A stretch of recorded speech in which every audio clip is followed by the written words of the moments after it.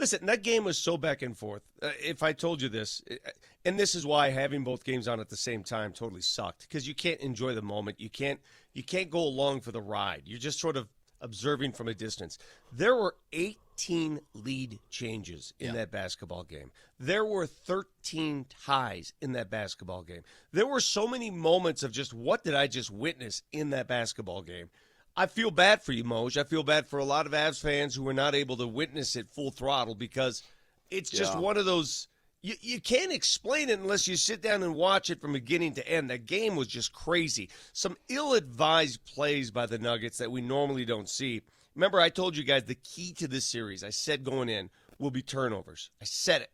If you protect the rock, you'll win. In Game 1, they did a better job protecting the rock. In Game 2, it was a slop fest. A complete slop fest. What's so weird, Vic, is that the turnovers were exactly opposite of game number 1 on who did what, the total amount. Exactly opposite. Exactly. The postseason is so damn funny. You turn the ball over 20 times, but you shot better than you did in game number 1, and you come out on the wrong end of the stick this time. Not only that, it's friggin' bizarre. In Game 1, the Nuggets win, right? In Game 1, the Clippers had 20 turnovers, 7 of them from Kawhi Leonard. In Game 2, the Nuggets have 20 turnovers, 7 of them from Nikola Jokic.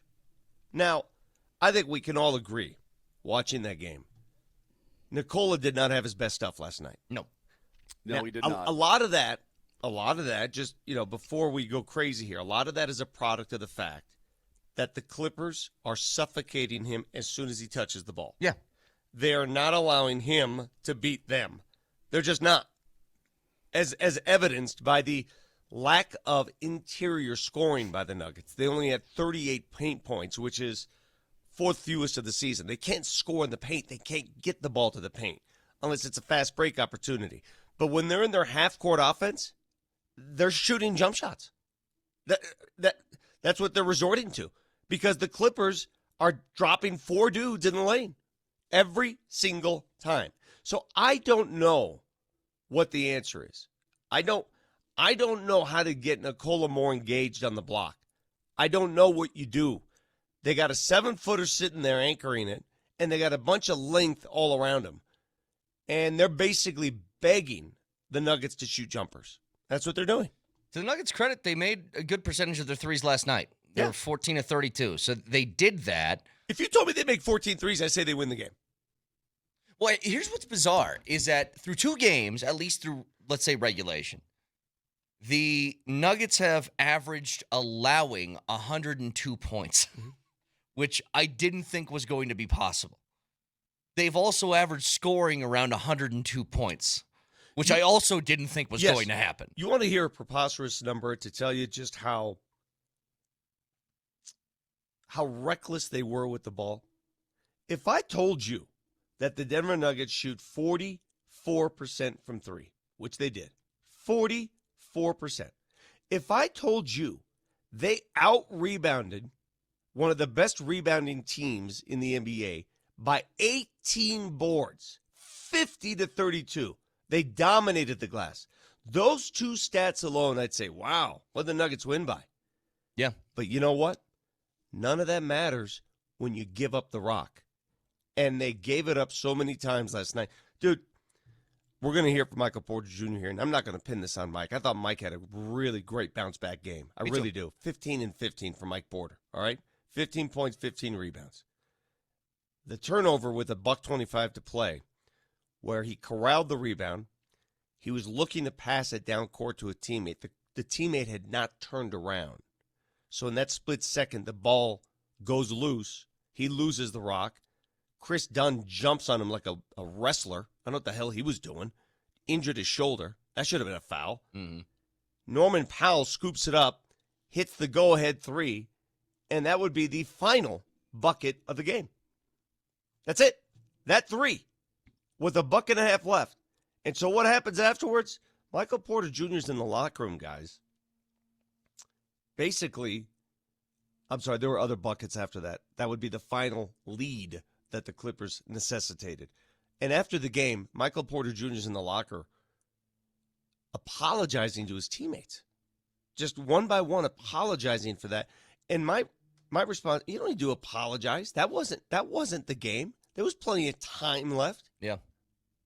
Do you agree with me? Yes. Yeah.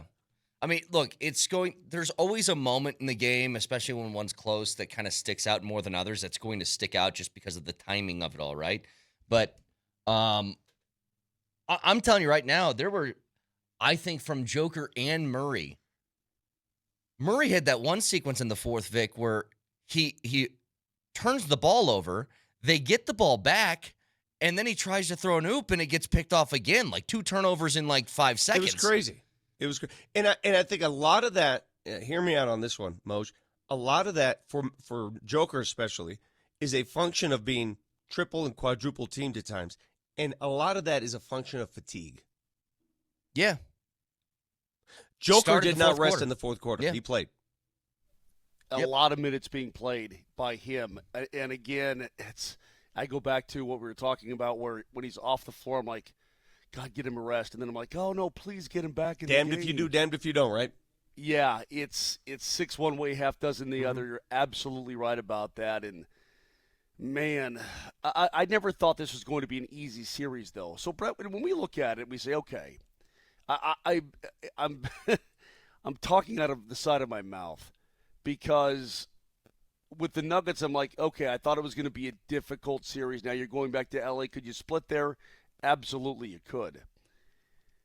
But with the Avalanche having won game number 1 on the road and you're coming home with home ice advantage, I'm like, oh, man, you could have gotten game 2, you know. But it's okay. Everything's okay. I don't know. It's just two different perspectives on maybe how I think the opponent is. Well, you know what's crazy? I'm going to credit Dallas last night, yeah. Bruce Brown was at the game last night. I ran into him in the elevator. We were just chatting for a while. I know it's hard to come down to this, and I know it sounds silly to say, but if I gave Bruce Brown a uniform last night, said take the cowboy hat off, the Nuggets win that game. Oh, I heard the interview with Katie. He wants back. I think that's clear. You don't think he wants back too? Yeah, he does. Secondly, he tweeted during the game, "I miss playoff basketball," as he's sitting courtside watching. But here's the other thing, Vic. Let me go back to where I started this morning when I said I feel okay. Obviously mad, disappointed that both teams lost last night, but okay overall for the health of the series. Here's just worried. Listen, I'm okay with the Nuggets fight, like literally a fight, when Jamal Murray and Norman Powell got into it. By the way, shame on the refs for missing a blatant offensive foul call that led to that. I mean, it was blatant. Right. It was pathetic. That push from Norman Powell, like insane. Yes, insanity that they missed that. Right in front, I think that was Mark Davis, right in front of him. Just completely missed it. And I'll say one thing, I think Jamal, out of all people, Jamal does not flop. I don't think I've ever seen Jamal flop. When Jamal gets when he's pushed or he falls, it's because he's pushed or he fell, right? And for Jamal to get angry like that, I thought he was gonna get going, because usually when he's angry, me too, and he plays angry, he's like the Incredible Hulk. Mm-hmm. But right after that, it was so emotional. Do you remember what happened right after that? He had a couple bad turnovers right after it.